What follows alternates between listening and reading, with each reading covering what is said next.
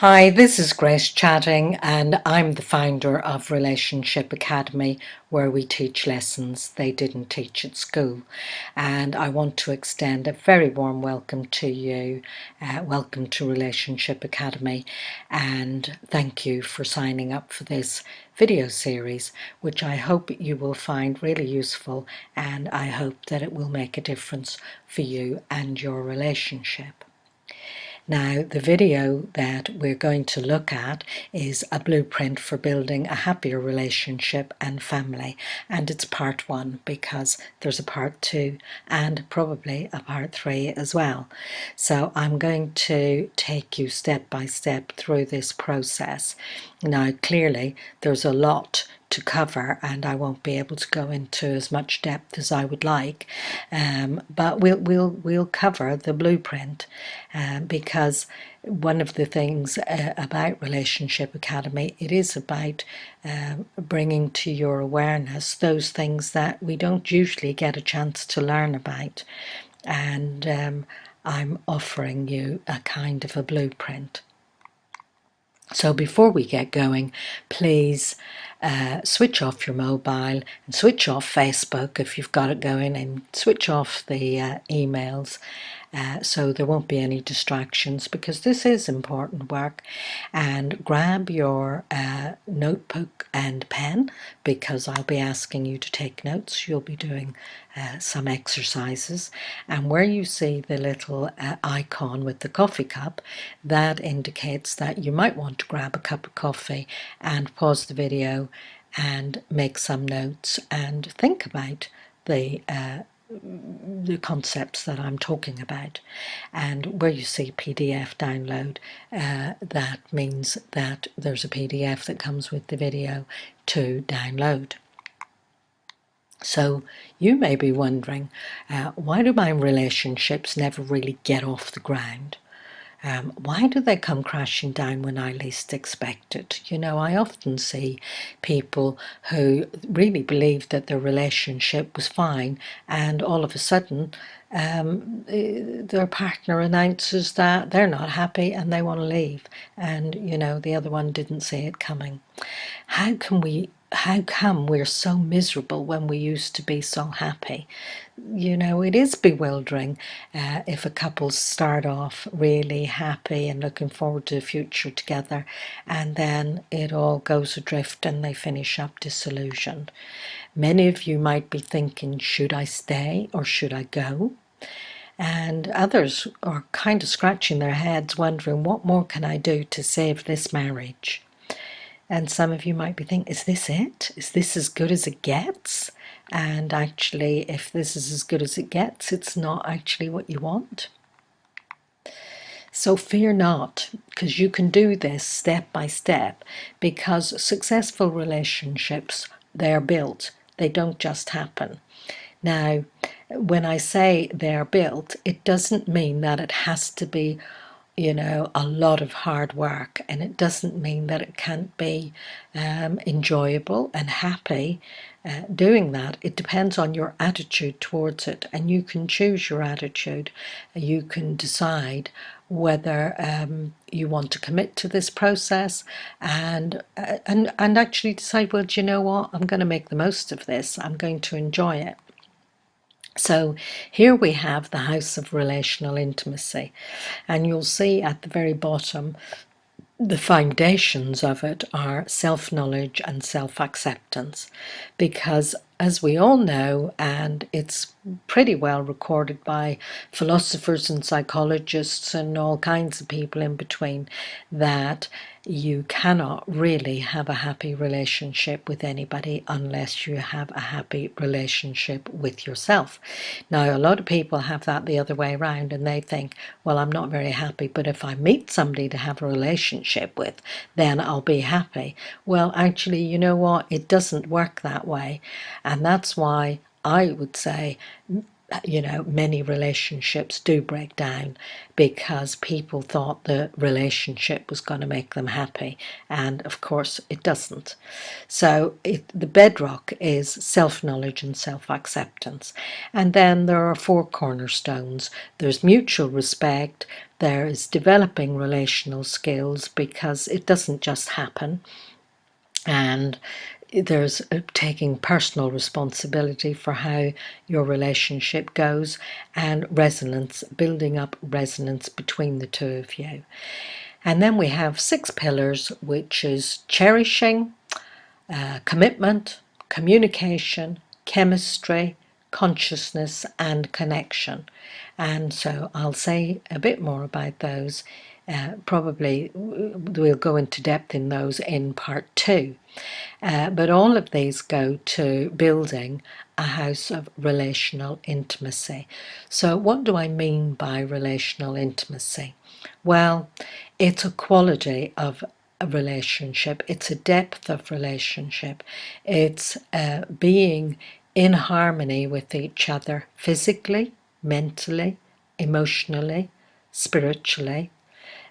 It's having that kind of quality connection, and actually all the things that these pillars are, cherishing each other, being really committed to each other and the relationship, communication, and having some chemistry and spark, and a degree of consciousness, which I'll say more about in a minute.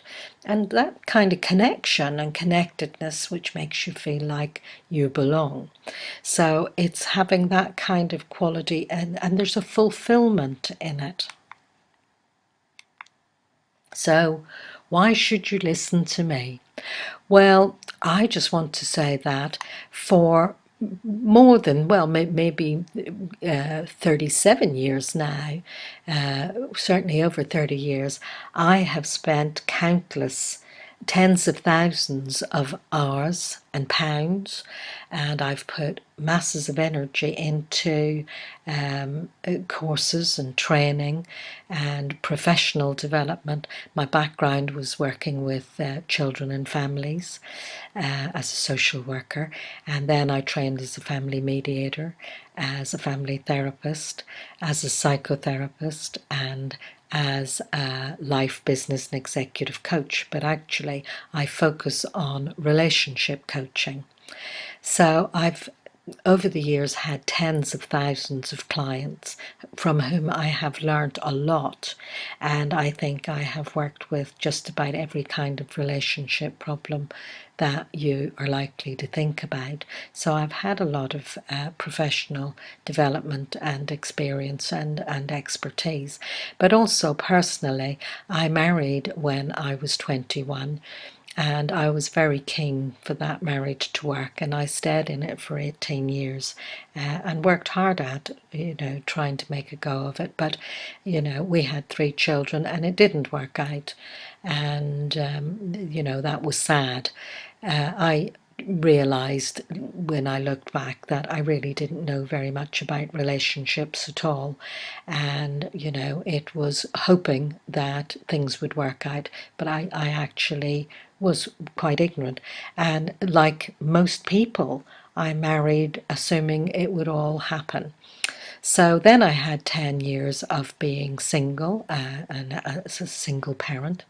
And during that time, I really dedicated myself to trying to understand what made couples happy and what made families happy, because I actually didn't want to make the same mistakes again. And I subsequently met Alan, and we have been very happily married and together now for the last 18 years. So I have, I've made the mistakes, I've taken time to learn, and I have put it into practice, and it works. And so, really, what I've done is condensed all of that down so I can cut your learning curve seriously. So instead of you taking 30 years to learn what I've learned, you can learn it in a matter of hours. But it does take time to put it into practice as well. So I look forward to journeying with you and teaching you what they didn't teach you at school, and they didn't teach me either. And I had to pay a lot of money and put a lot of energy into learning. So here we go. So why is this important? Well, you'll see here, this is a typical kind of a scenario where a couple have split up and the child or the children are in the middle. And we know now that, the divorce rate has been increasing or was increasing quite substantially from about the 1970s. But, it has levelled off now. And in fact, the rate of increase has plateaued. But some of that was because fewer people got married and more people lived together.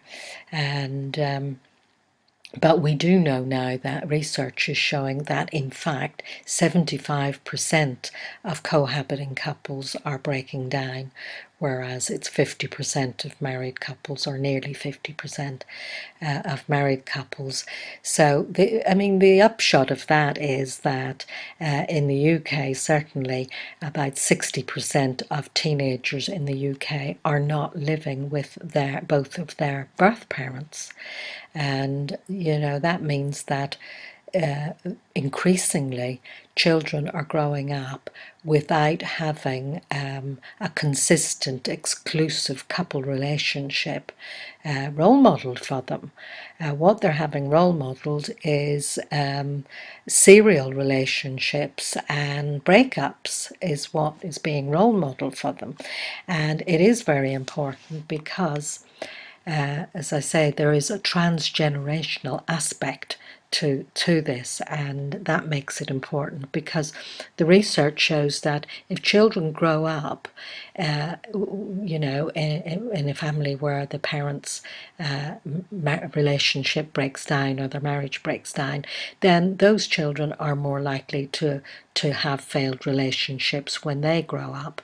And because the number of children in households where the parents are breaking up is on the increase, then this is going to be happening more and more often. So it really is important. So for some people, the answer is, oh, well, I won't get married then. But that isn't the answer, because it's not marriage that's the problem. As I say, the research shows that cohabiting couples break up more than married couples. And in fact, married couples are just a bit more stable than cohabiting couples. So it's not marriage that's the problem. The problem is that people have never been taught how relationships work. Nobody teaches this stuff. Our educational systems were set up for the needs of trade and industry. We don't learn in school, and we're not learning at home how relationships operate and what makes for good relationships and what is going to wreck a relationship.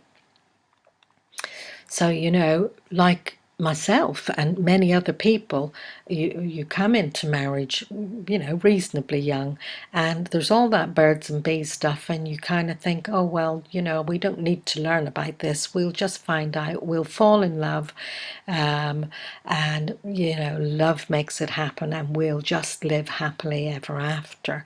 Well, we know it doesn't work that way. And, it's actually a bit like learning to drive. As I've said here, happy, fulfilling relationships don't just happen. They are created, and they're built by people who take the trouble to learn how relationships work. It is like learning to drive.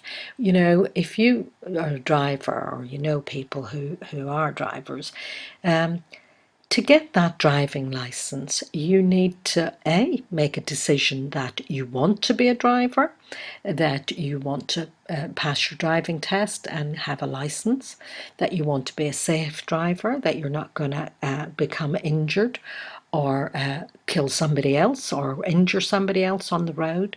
So you go and you have lessons, and you You set aside money, you set aside time, you set aside energy, and you dedicate time to learning how to become a skilled driver.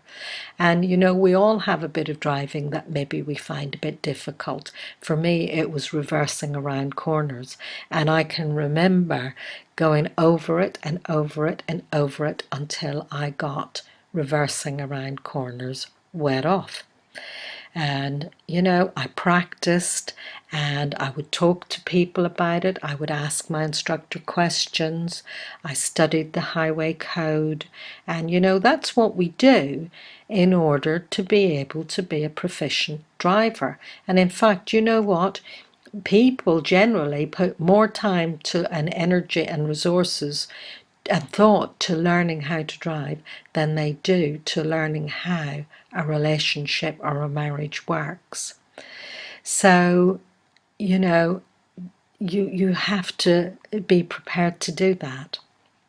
So, what are the benefits of putting the time and the energy and learning how things work? What are the benefits of having this relational intimacy that I'm talking about? Well, if we look at this older couple here, you can see from how they look at each other. These are not just a couple who've weathered the years and have become just, companionable housemates. There is a look of intimacy. There is a fulfillment between them. And I'm not advocating people just stay together and put in the time because, that can be like a prison sentence. I'm talking about having a very happy and fulfilled relationship that keeps its spark, into your 80s and your 90s, and that fulfillment is there right to the end. So the benefits are, research show that you're likely to live longer, you'll have better health physically and mentally, that you role model this fulfilling relationship for your children, for your grown-up children, your grandchildren, and you offer a cohesion to your family, and it has a ripple effect down the generations. So just like there's a transgenerational effect to where couples break up, there's also a transgenerational effect to couples staying together. And as a family mediator, I can tell you that I have seen couples who had divorced and had moved on, but when it came to mediating the division of their property and their assets and contact with the children, some of those couples clearly still loved each other. And I know from having worked with them, I know that if only they had learnt some of this stuff, they wouldn't have needed to separate. And I think that is the tragedy, and that's part of what motivates me to want to pass on these lessons to you so that it doesn't have to happen to you and that you can have the benefits of being a bit like our older couple here. So where do I start, I hear you say? Well, like I said, the bedrock is self-knowledge and self-acceptance. And I'm going to just take you through now some of the ways, obviously it's limited in this video, but I'm going to touch on some of the ways that you can build some self-knowledge and some self-acceptance. So I talked about the cornerstones of mutual respect. So, it's about kind of getting it into your head that you do need to think about putting these things in place. But I'll go into those in the next video. You need to think about beginning to have a manner and an attitude of respect for yourself, for your partner, and for your relationship, to speak about it respectfully, to speak about your partner respectfully, and to speak to your partner respectfully.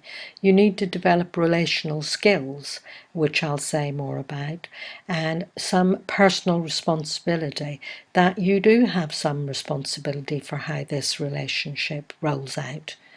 And resonance is something that builds up between you and your partner. And we'll talk a bit more about that in another video. So I already said about the 6 pillars, and I'm not going to go into them in depth now, but even just touching on the first one, those couples who are happy and fulfilled and develop relational intimacy, they cherish each other. Now, most married couples, they make vows, they say, to love and to cherish. And most of them never think about cherishing beforehand. If you ask them now, most of them wouldn't know what it means. And they probably never think about it again after the marriage ceremony. But cherishing is about valuing, treasuring, caring for deeply. It's a quality of relating which most couples don't ever stop to think about. But I'm not going to go into those now. They will be the subject matter in the next video. I'm going to go into the self-knowledge. And the bottom line about self-knowledge is that we don't know what we don't know. And if you look at this iceberg and take it as a representation of how our mind is, 1/10 is above the surface, well, less than a tenth actually, and that's the part of our mind that is conscious, and more than 9/10, 90% is subconscious or unconscious. And we all know the story about the Titanic. It was a state-of-the-art ship. It was on its maiden voyage, and it had all the bells and whistles, and it sunk because it ran into an iceberg. And actually, marriages and relationships sink because of all the unconscious stuff that's running for both parties. And they don't know about it. They don't know about all this unconscious stuff that drives their behaviors, drives their perceptions, drives their expectations, drives their reactions to each other. And, they just don't know it. So it is crucial. And like I say, it's the foundation that everything else is built on. It is crucial for you to get to know what is going on in your unconscious. So that does mean a little time of excavation when you will look at the influences on you and how you are as a person now, the influence of your history, your culture, your family, your religion, and your particular personality. Are you an introvert? Are you an extrovert? Do you love the great outdoors, or do you prefer being home working on your computer? What kind of disposition do you have? All of these things that I've mentioned here require you stopping and paying some attention, because most of the answers to those questions I just posed, you don't know. And really, you're going through life, you don't know, and you don't know what you don't know, and you don't know how it's affecting how you operate in your relationships. So looking at our little friend here in the middle, with that bewildered look, that's you. And that's how, if we look at all these things that have a bearing on how we get hardwired, our brain literally gets hardwired through our early experiences. So the little baby on the left here, it's just a newborn who may have been wanted, may not have been wanted, may have been adopted, may have been put into care. Parents might have been drug addicts. Mother might have died in childbirth. These are all the kind of things that happen to people. Or it may have been a very difficult and traumatic birth. We don't know. But all those early experiences leave their imprint. the top right hand, we've got a little one being punished with corporal punishment. So the child rearing practices that your parents used to discipline you have a bearing on how you relate to people. The little chap with his hands over his face, he's been shamed. Sadly, many teachers use shaming as a way of getting children to conform. They shame them and embarrass them in front of their classmates. They make sarcastic comments about them and to them. And, most of you listening to this will have had a time when either your parents or a teacher will have shamed you. And when you feel embarrassed, you may have been bullied at school. Many children have had that, and sadly, a lot of children who've been bullied, they go on to have to get into abusive relationships. And we have very strict parenting, and we have health issues. We've got this little chap who's clearly in hospital, and that might have been one of your experiences. So, just whatever your experiences were, I want you to stop and think which things that you have just never thought could have had a bearing on your life and how you operate in the world. What were your life experiences? And now let's look at your parents. So if you look at the parents on the left, you can see they're laughing, they're having fun. The little girl is having a nice time with their parents. They're all relaxed and they're carefree. And so for that little girl, she's growing up with role models of parents who are having fun together, who laugh, who play with her. And she will take it for granted that that's how couples are, that that's how families are. The little girl on the right, she has a parent who's very strict, who gives her orders, who gets cross and angry with her if she's not behaving as mum expects. And so this little girl is having quite a different experience from her parents. So I want you to stop and think about the messages and rules that you had from your parents growing up. How did they operate? And how were they in relation to you? So here's some questions that I'd like you to think about.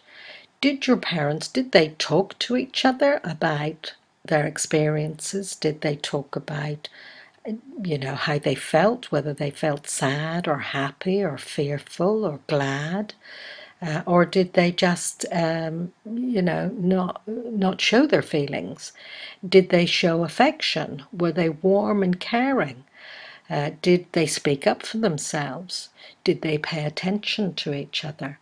Did they listen to each other? Did they show understanding towards each other and to you? And did they manage their anger constructively, or did they tend to lose their temper and get angry and shout? So all of these ways of being that would have been happening with your parents, you would have absorbed some of that, and that's what your role modeling was. And unconsciously, you will tend to behave in the ways that your parents behaved.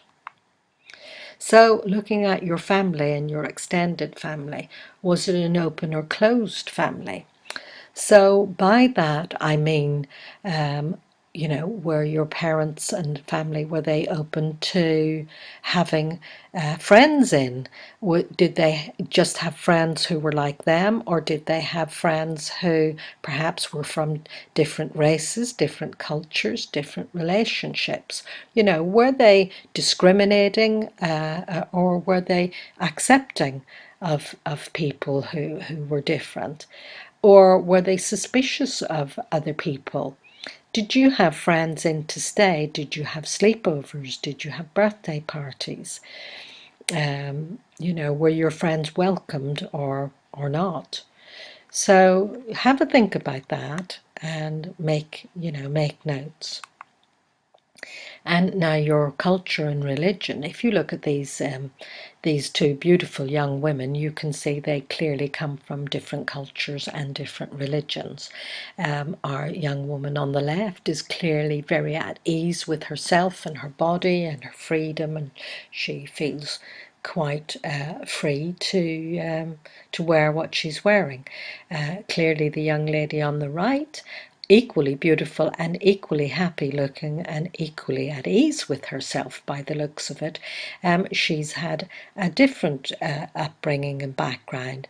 And so these young women, their expectations from the kind of partners they would choose and the kind of relationships that they would have would be quite different, and what they would expect in the relationships would be different. So, how did your culture and your religion have a bearing on how you operate, what your expectations are of your relationship, what your expectations are of your partner? So, what I want you to do is to take time now and pause the video and look at the messages and rules that you got from your parents, your family, your religion, your culture, your community, your race. What are the messages and rules that you got about men, women, children, couples, marriages, families, race, work, sex, and money?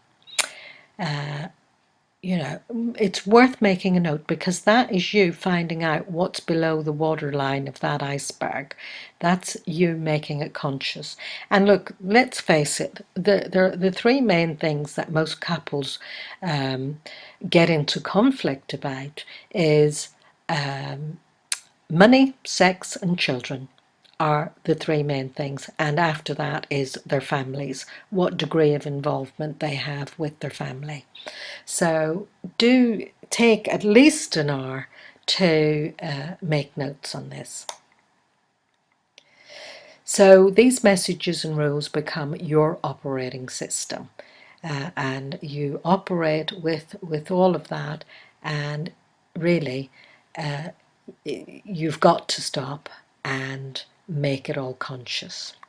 So the good news is that our early wiring, or hardwiring, it can be renewed. There were a couple of guys who won the Nobel Prize for their contribution to neuroscience with concepts of neuroplasticity, and that's saying that actually even into our old age we can still rewire our neural pathways. We can change how our brains operate, literally change how our brains operate. And what I've just gone through with you is part of the process of changing our hardwiring. So you need an upgrade. It's a bit like running, a computer running on Windows 95 when you want it to operate like Windows 8, professional, or having a Mac. So first of all, we have our personal constructs. That's the way we construe the world, those messages and rules. So what you're doing now is deconstructing. So we go through a process of deconstructing them and realizing that, those messages and rules, they might have served our parents who got them from their parents. But actually we live in a totally different world and time now. There's been huge social change over the last 30, 40, 50 years. And so what worked for them won't work for us. And so then we reconstruct them. So ask yourself, would I want to pass these messages and rules on to my children? Chances are you wouldn't, actually. There are many messages and rules got passed on to us that don't serve us, and the messages and rules that if we pass them on to our children, they won't serve them, and our children are growing up in a totally different world. So what beliefs can I choose to hold about men and women that will serve me better.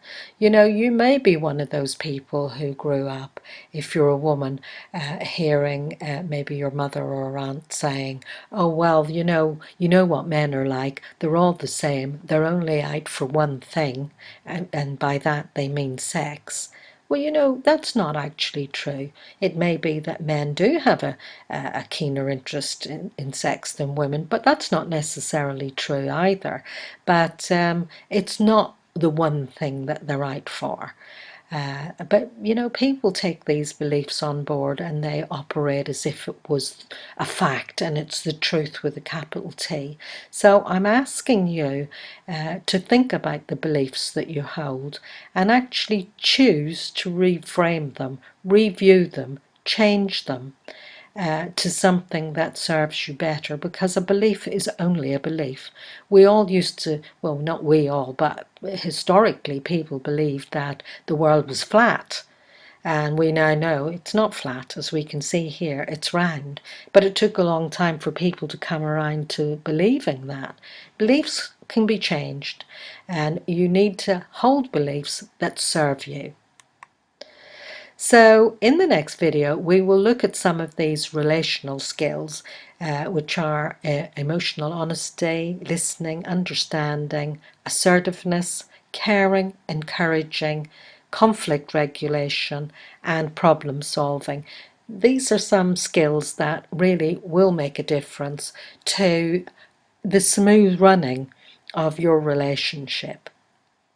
So, thank you for listening. I hope that you did the exercises. If you haven't done the exercises, please play the video again and do the exercises, and I hope you found that useful.